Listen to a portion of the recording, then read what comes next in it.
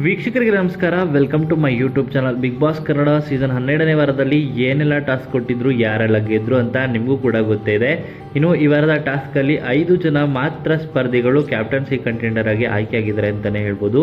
ಯಾರೆಲ್ಲ captaincy contender ಆಗಿ captaincy ಟಾಸ್ಕ್ನ ಆಡ್ತಿದ್ದಾರೆ ಅಂತ ನೋಡೋದಾದರೆ, ಮೊದಲನೇದಾಗಿ ಗಿಲ್ಲಿ, ಅಶ್ವಿನಿ, ರಘು, ಸೂರಜ್ ಹಾಗೂ ಕಾವ್ಯ ಅಂತಲೇ ಹೇಳ್ಬೋದು. ಒಟ್ಟಾರೆ 5 ಸ್ಪರ್ಧಿಗಳು ಕ್ಯಾಪ್ಟನ್ಸಿ ಕಂಟೆಂಡರ್ ಆಗಿ ಆಯ್ಕೆಯಾಗಿದ್ದಾರೆ, ಕ್ಯಾಪ್ಟನ್ಸಿ ಟಾಸ್ಕ್ನ ಆಡೋದಕ್ಕೆ ಆಯ್ಕೆಯಾಗಿದ್ದಾರೆ ಅಂತಲೇ ಹೇಳ್ಬೋದು.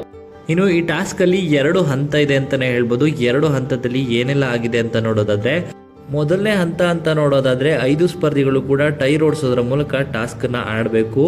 ಈ ಟಾಸ್ಕಲ್ಲಿ 5 ಸ್ಪರ್ಧಿಗಳು ಕೂಡ ಭಾಗವಹಿಸಬೇಕು. ಮೊದಲನೇ ರೌಂಡಲ್ಲಿ ಯಾರು ಔಟ್ ಆಗ್ತಾರೋ ಅವ್ರು ಔಟ್ ಅಂತ ಹೇಳಿರ್ತಾರೆ. ಅದೇ ರೀತಿ 3 ಸ್ಪರ್ಧಿಗಳು ಇಲ್ಲಿ ಔಟ್ ಆಗಬೇಕು.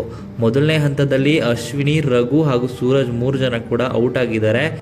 ಇನ್ನು ಮೊದಲನೇ ಹಂತವನ್ನು ಕಂಪ್ಲೀಟ್ ಮಾಡಿ ಗಿಲ್ಲಿ ಹಾಗೂ ಕಾವ್ಯ ಇಬ್ಬರು ಕೂಡ 2ನೇ ಹಂತಕ್ಕೆ ಕಾಲಿಟ್ಟಿದ್ದಾರೆ. ಇನ್ನು ಇಬ್ಬರ ಮಧ್ಯೆನೂ ಕೂಡ ಒಳ್ಳೆ ಪೈಪೋಟಿ ಇದೆ ಅಂತಲೇ ಹೇಳ್ಬೋದು. ಯಾಕಂದರೆ ಇಬ್ಬರು ಕೂಡ ಇಷ್ಟು ವಾರ ಕ್ಯಾಪ್ಟನ್ಸಿ ಟಾಸ್ಕ್ಗೆ ಹತ್ರ ಬಂದು ಹೋಗಿರುವಂಥವ್ರು. ಅದರಲ್ಲೂ ಕ್ಯಾಪ್ಟನ್ ಆಗಬೇಕು ಅಂತ ಆಸೆನ ಇಟ್ಕೊಂಡಿರುವಂಥ ಸ್ಪರ್ಧಿ ಗಿಲ್ಲಿ ಮತ್ತು ಕಾವ್ಯ ಅಂತಲೇ ಹೇಳ್ಬೋದು.